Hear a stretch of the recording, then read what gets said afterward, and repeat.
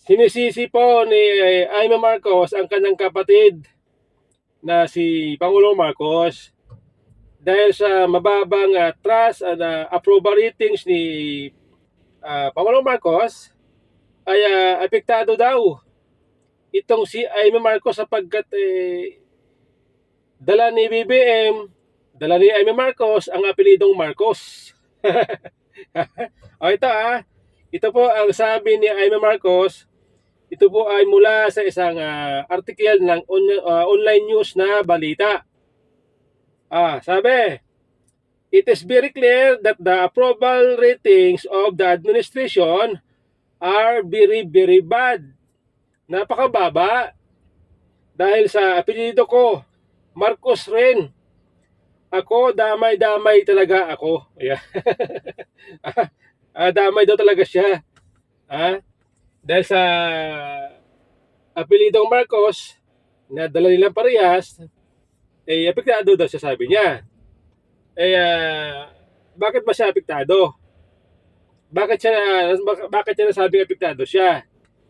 Kasi di ba ho, sa mga latest survey, hindi po siya pasok sa Magic 12.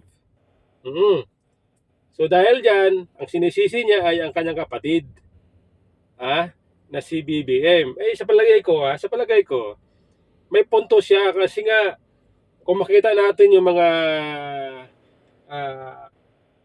comments sa social media, kita natin yung mga komento ng tao, ng netizen, na galit sa kanilang magkapatid. Sinasabi, ginamit lang nila si BP Sara. Kumbaga, nabudol.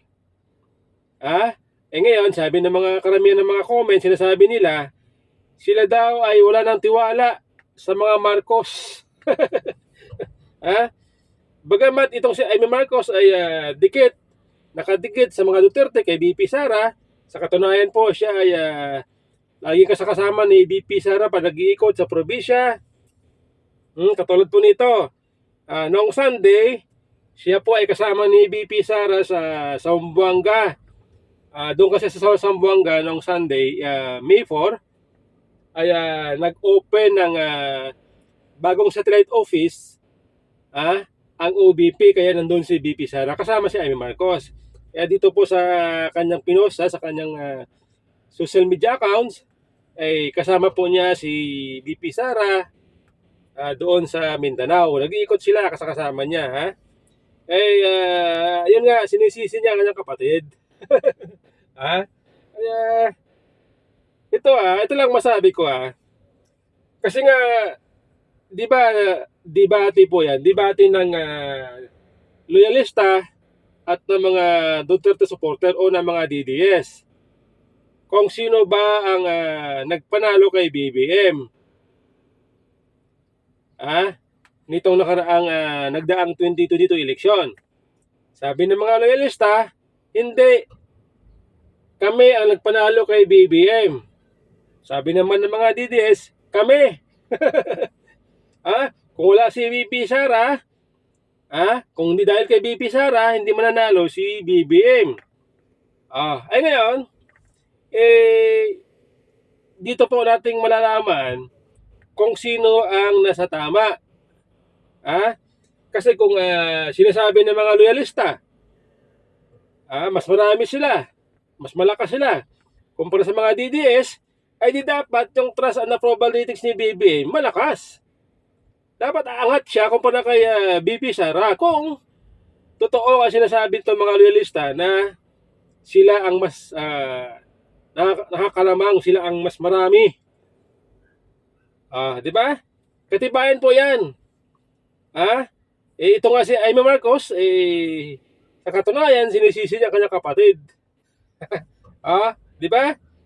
Yan po, survey nagsasabi na mahina si Bongbong Marcos. Mahina ang suporta ng loyalista. Kukunti lang talaga ang loyalista.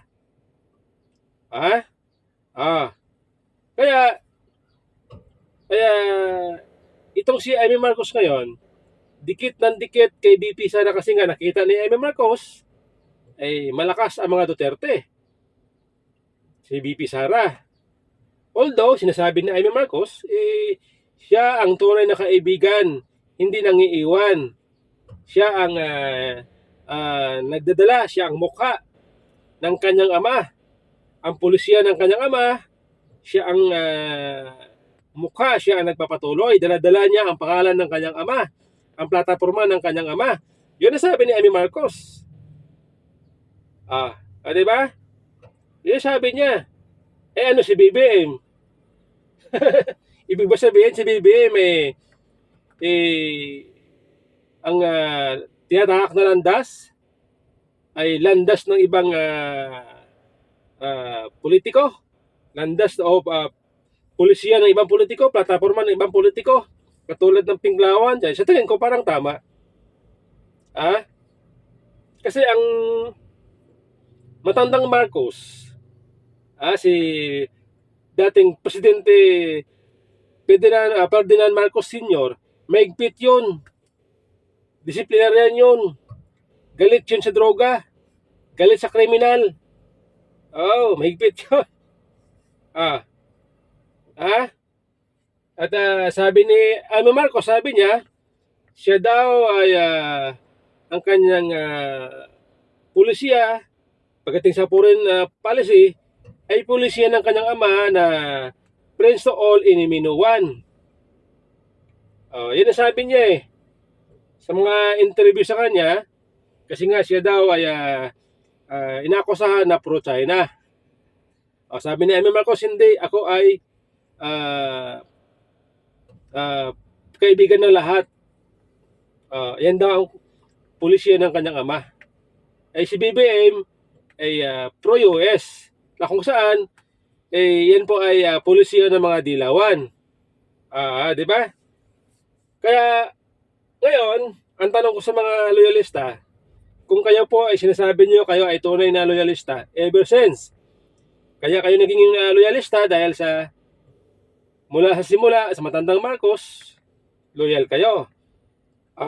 Ngayon, saan kayo loyal? Sa pulisya o sa tao? Yan tanong ko. Dahil kung kayo po ay loyal sa pulisya, naniniwala kayo sa pulisya ng dating Pangulong Marcos, dapat ang pinagtatanggol nyo si Amy. Kasi siya ang mukha daw ng kanyang ama. Di ba nga ang mga DDS?